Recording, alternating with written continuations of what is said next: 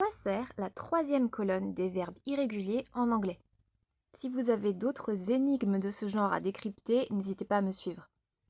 Alors la troisième colonne des verbes irréguliers, c'est ce qu'on appelle le participe passé. Ce n'est pas un temps tout seul. C'est-à-dire que c'est pas le mot, vous ne pouvez pas l'utiliser juste après un sujet. Donc si par exemple je prends le verbe write, qui veut dire écrire, ça fait write, wrote, deuxième colonne, troisième colonne, written.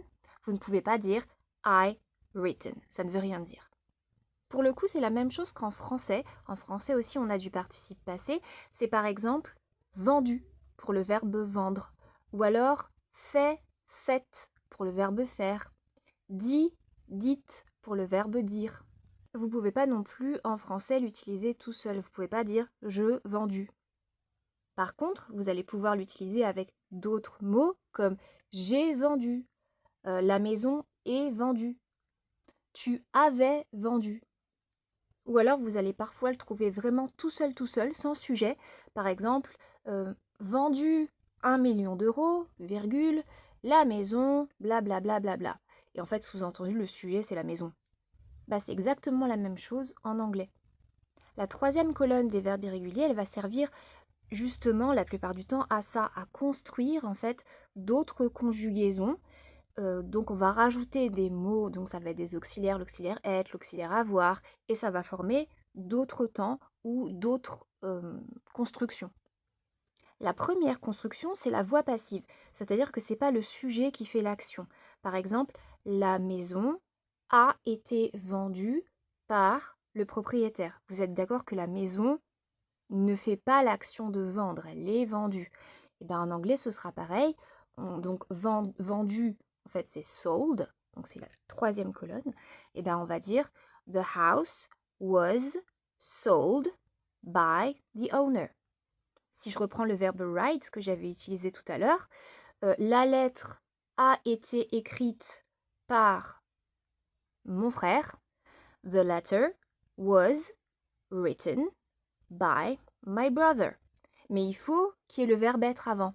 Was, là je l'ai mis au passé, j'aurais pu mettre un autre temps, mais il faut qu'il y ait ce verbe être avant pour faire comprendre que c'est pas la lettre qui est en train d'écrire toute seule.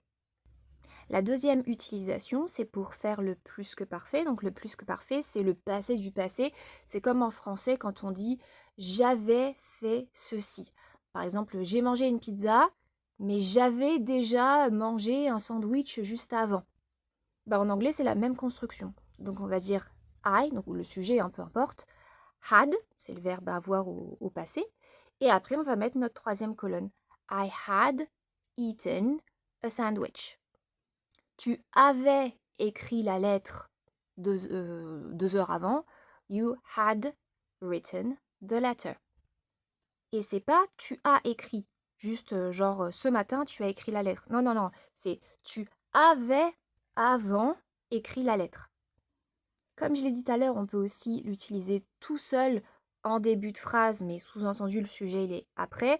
Par exemple, écrit l'année dernière, le livre a été un grand succès. Written, voilà, c'est celui-là, hein, troisième colonne. Written last year, the book was a big success. Et la dernière construction, c'est pour former ce qu'on appelle du present perfect. Le present perfect, c'est un temps en anglais qui n'a pas vraiment d'équivalent en français. En français, il n'existe pas ce temps-là.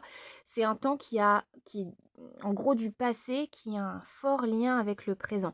Je ne vais pas trop m'attarder dessus parce que c'est un temps qui est compliqué et il a plein d'utilisations possibles. Donc sinon, la vidéo, elle serait trop longue et trop lourde. Mais ça sert en fait à faire ce temps-là. Donc, et c'est un temps qui s'utilise avec l'auxiliaire avoir. Donc par exemple, ça va être I have written. You have written. Si vous n'êtes pas à l'aise avec le present perfect, ce qui se comprend parce que c'est assez courant, je ferai une vidéo dessus. Et donc voilà, dans tous les exemples que j'ai donnés, dans tous les cas de figure, on utilise le participe passé, c'est-à-dire la troisième colonne des verbes irréguliers, sachant que si le verbe est régulier, on mettra juste ed, exactement comme pour le passé. J'espère que mes explications vous ont aidé. Bye!